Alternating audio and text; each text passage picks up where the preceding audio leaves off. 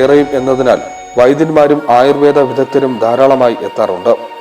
ഔഷധ ചെടികൾ മാത്രമല്ല, ഉഗ്രവിഷമുള്ള അനേകം ചെടികളും ഇവിടെയുണ്ട്. എന്നാൽ ഒരു ചെടിയും വിഷച്ചെടിയല്ലെന്നും പ്രയോജനമില്ലാത്ത ഒരു സസ്യവും പ്രകൃതിയിലില്ലെന്നുമാണ് ദേവകിയമ്മയുടെ പക്ഷം. വർഷത്തിൽ ഏതാണ്ട് എല്ലാ ദിവസവും ഇവിടെ വൃക്ഷങ്ങൾ നടാറുണ്ട്.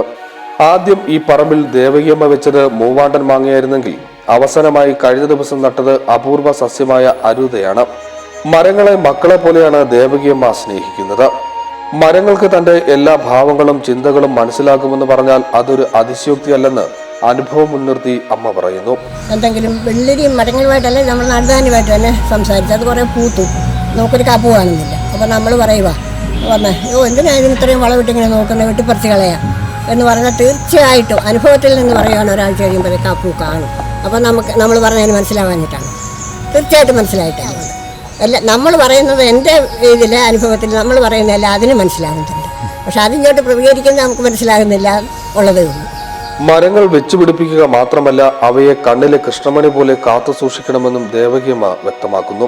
മക്കളെക്കാൾ വാത്സല്യത്തോടു കൂടി ഇതിനെ നോക്കിയെങ്കിൽ അത് മേപ്പോട്ട് വരത്തുള്ളൂ. നമ്മൾ ഈ മാങ്ങ കൊണ്ട് നട്ടിട്ടേച്ച് അത് മേപ്പോട്ട് വരത്തില്ല. ദിവസവും വന്ന് അതിൻ്റെ ഇടയിൽ ഒന്ന് നീക്കി അതിൻ്റെ ഇടയിൽ ഒന്ന് നോക്കി അതിനൊരു പുഴു കൊണ്ടുവന്ന് നോക്കി നമ്മളതിനെ പരിചരിക്കുന്നു, നമ്മളതിനെ നോക്കുന്നു എന്നുള്ളൊരു വിശ്വാസം അതിന് വന്നെങ്കിലേ അത് മേളോട്ട് വളരും. മണ്ണിൻ്റെ പ്രത്യേകത മണ്ണിൻ്റേത് ഉണ്ടെങ്കിലും പരിപാലനം കൂടെ അതിനകത്ത് വന്നെങ്കിലേ അത് ശരിയാവത്തുള്ളൂ. ഈ പരിപാലിക്കുമ്പോൾ തന്നെ നമ്മൾ ചിലത് ഒന്നിച്ച് പിടിക്കുന്നില്ല. രണ്ടെണ്ണം അടുപ്പിച്ച് വെച്ചാൽ ചിലത് പിടിക്കുന്നില്ല. ചിലതാണെങ്കിൽ ഒരേ സൈസിൽ രണ്ടെണ്ണം ഒന്നിച്ച് വെച്ചെങ്കിലേ അതിന് ഗ്രോത്ത് വരുത്തുള്ളൂ. അങ്ങനെയൊക്കെയുള്ള വ്യത്യാസങ്ങളുണ്ട്. അത് മണ്ണിനെ തന്നെ പറഞ്ഞാലൊക്കത്തില്ല. വളരുന്നതിലല്ല, അത് നട്ടുപിടിപ്പിക്കുന്നത് ഇന്നതിൻ്റെ അടുക്കൽ ഇന്നത് വെച്ചാൽ അത് അതിനൊരു യോജിപ്പുണ്ടെങ്കിൽ അത് പെട്ടെന്ന് വളരും. അതല്ല, അതൊരു നെഗറ്റീവാണത് വിജയിക്കുന്നതെങ്കിൽ തീർച്ചയായിട്ടും അതങ്ങനെ മുരടിച്ചവിടെ നിൽക്കും. പ്രകൃതിക്ക് അങ്ങോട്ട് കൊടുത്താൽ പ്രകൃതി നാം ഓരോരുത്തർക്കും ഇരട്ടിയായി തിരിച്ചു നൽകുമെന്നും ഈ അമ്മ വിശ്വസിക്കുന്നു. നല്ല വളം വരും, നമുക്കതറിയാമല്ലോ. നമ്മൾ സാധാരണഗതിയിൽ തെങ്ങിനുമൊക്കെ വളമിട്ട് സ്വീകരിക്കണം. നമ്മൾ വളമിടാത്ത 4-3 തെങ്ങും വളമിട്ട 4-3 തെങ്ങും കൂടെ പരിചരിച്ചാൽ എങ്ങനെ ഇരിക്കും? അതൊക്കെ നമുക്ക് അനുഭവത്തിൽ നിന്ന് അറിയാവുന്നതല്ലേ ഉള്ളൂ. വളമിട്ട തെങ്ങല്ലേ എപ്പോഴും നന്നായി വരത്തുള്ളൂ. അപ്പോൾ അതിനുള്ള വെള്ളവും വളവും അതിന് വേണം. അത് പക്ഷേ ഭൂമിദേവി ഇതെല്ലാം തരുന്നെങ്കിൽ ഇന്ന് നമ്മൾ ഭൂമിദേവി നശിപ്പിച്ചിരിക്കുകയാണ്. നമ്മുടെ എല്ലാ അമ്മയാണ് ഭൂമിദേവി. നമുക്ക് വേണ്ടതെല്ലാം അവർ തരുന്നുണ്ട്, നമ്മളതിനെ പ്രയോജനപ്പെടുത്തുന്നില്ലെന്നുള്ളതാണ്.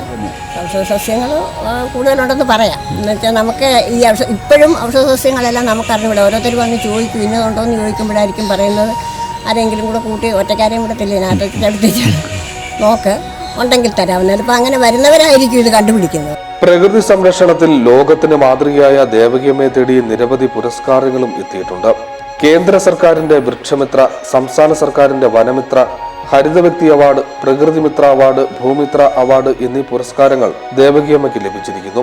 തങ്കമണിക്കും തിരുവനന്തപുരം CET എഞ്ചിനീയറിംഗ് കോളേജിനെ ഹരിതാഭമാക്കിയതിന് ഇന്ദിര പ്രിയദർശിനി വൃക്ഷമിത്ര അവാർഡ് ലഭിച്ചിട്ടുണ്ട്.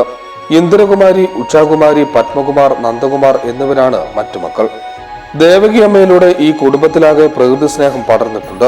മക്കളും മരുമക്കളും കൊച്ചുമക്കളും അവരുടെ മക്കളും ഉൾപ്പെടുന്ന വിശാലമായ കുടുംബം ഈ വനസ്ഥലിയുടെ സംരക്ഷകരായി ദേവകിയമ്മയോടൊപ്പം നിൽക്കുന്നു.